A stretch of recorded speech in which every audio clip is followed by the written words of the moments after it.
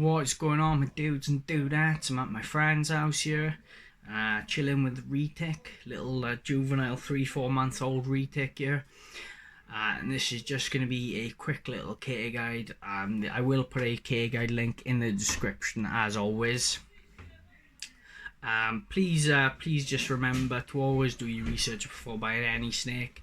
Always use a thermostat and always have an appropriate enclosure. Now retics then. These are the longest species of snake in the world. They often grow above 15 foot in length. It's not a snake that should be taken lightly. You really have got to do your research. Now care wise, for an adult you're going to need something at least a 6x2x2, preferably something even bigger than that, especially if it's a female.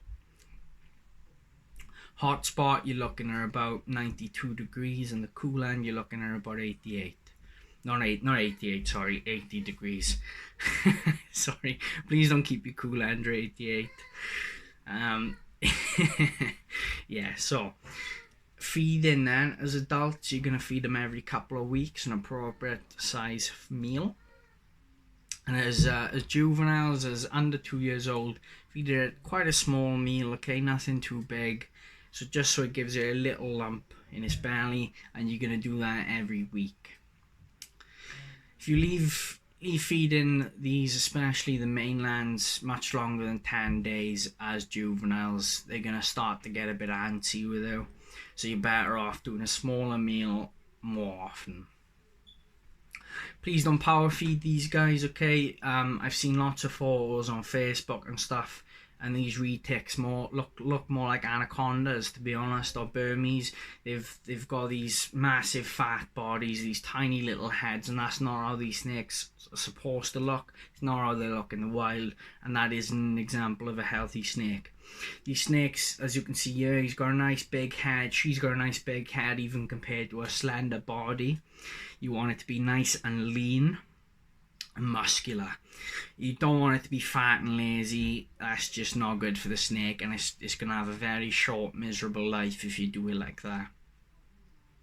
If you want a big snake, a big retic, rather than power feeding it, go to a local rescue, or find someone that's rehoming one because they can't care for it anymore, and pick that up rather than buying a baby and power feeding it. There's just no need for it. There's plenty of snakes that need homes, especially these giant snakes. And I'd much sooner rather see you buy, you know, a rehome one than a baby and power feeding it. The only reason really that if it is a pet and you don't mind taking a while for it to grow, the only reason I would recommend getting a baby over an adult with these is just because so many of them are power fed, especially when they're young. You know, it's the same with the Burmese, and then they're not going to be as healthy, but because you've raised it from a baby, you know that it's healthy, you know that it hasn't been power fed, and it'll be a lot healthier in the long run. But if you want a giant snake quick, as I said, please don't get a baby and power feed it. Buy an adult, and buy one with an appropriate enclosure if you can, okay? But if you can't, then buy the enclosure before you get the adult, or make it yourself. There's lots of guides on how to make a nice good size enclosure available online. So I hope you've enjoyed this video, guys. I'm just going to cut it short here. Yeah, as I said, just please think about it before you get one of these snakes. I hope you've enjoyed the video. If you're new around here, make sure you subscribe, smash the notifications bell, and I'll see you in the next one. Cheers, guys.